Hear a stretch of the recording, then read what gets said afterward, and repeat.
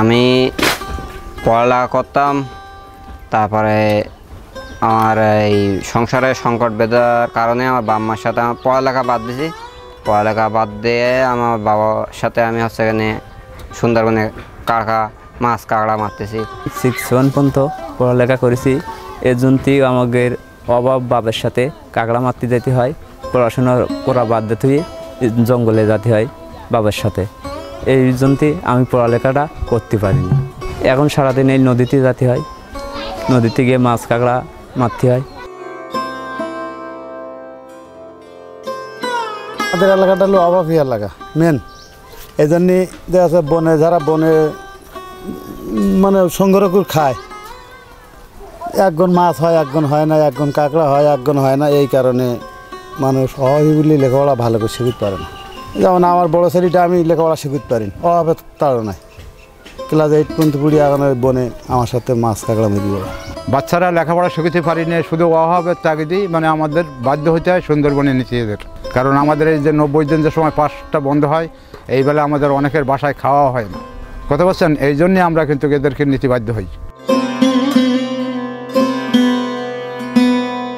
আমাদের এখানে অভাবের কারণে বাচ্চারা লেখাপড়া করতে পারে না, যার কারণে ওরা ঝরে যাচ্ছে এবং ওদের ছোটোবেলা থেকে কাঁকড়া মারতে যেতে হয় অভাবের কারণে। তারা খুব কষ্টের মধ্যে থাকে। সুন্দরবনেও জঙ্গলের ভিতরে প্রচুর বাঘের ভয়, তারা অনেকক্ষণ বাঘের শিকার হয় এবং তারা অনেক কষ্টে জীবিকা নির্ভর করে এবং খুব কষ্টের পরে থাকে। অভাবের তাড়নায় তারা নষ্ট হয়ে যাচ্ছে। লেখাপড়া মনে করেন যে এলাকার বাচ্চারা ছেলেমেয়েরা লেখাপড়া করে না, তার কারণ হলো দারিদ্র, টাকা পয়সার সমস্যা।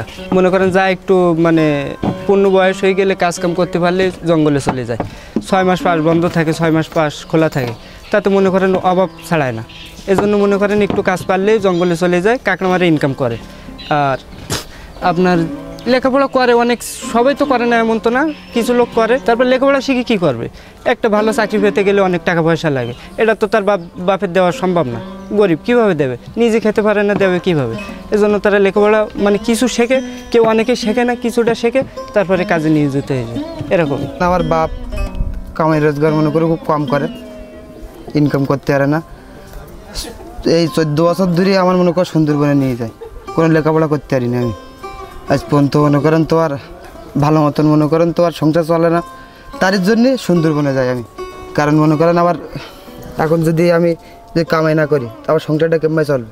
আমি যদি মনে করো আয় না করতে পারি, আমার হলে তো আর 4-5টা ভাই বোন আছে, টাকা নিয়ে আমি মনে করো তো আর কেমন সংসার চলবে আবার। এই বুড়িগোয়ালিনী তথা খোলপটুয়া নদীর পাশে যে উপকূলীয় এলাকা, এই উপকূলীয় এলাকার মানুষ কিন্তু আসলেই খুবই হত দরিদ্র সীমার নিচে বাস করে। সেই কারণেই কিন্তু এই এলাকার যে বাচ্চারা আছে স্কুল পড়ুয়া, অনেক বাচ্চা ঝরে পড়ে যাচ্ছে শুধুমাত্র এই এলাকার ইনকামের সোর্স কম, সে কারণে কিন্তু বাচ্চারা ঝরে পড়তেছে। যেমন 5-6 মাস প্রায় পাস বন্ধ থাকে সুন্দরবনের।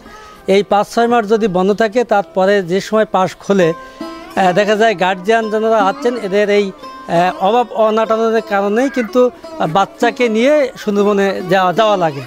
কারণ হচ্ছে এখানে যদি একজন লোক নিয়ে যায় সাথে, তাকে অর্ধেক ভাগ দেওয়া লাগে, যদি বাচ্চা নিয়ে যায় ভাগটা দেওয়া লাগে না। এই মানে এই আর্থিক সহযোগিতার জন্য কিন্তু বাচ্চাদের সুন্দরবনে নিয়ে যাচ্ছে।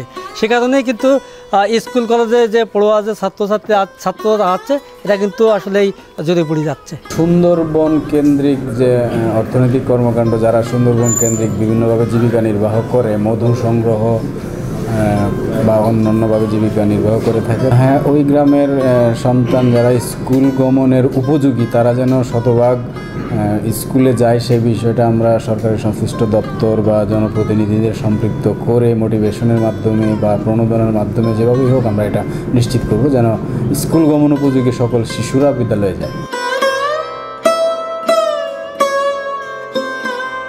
সংবাদ, ফিচার ও অনুষ্ঠানের জন্য ভিজিট করুন সংবাদ প্রকাশের ওয়েবসাইট এবং যুক্ত থাকুন ফেসবুক পেজ ও ইউটিউব চ্যানেলের সঙ্গে।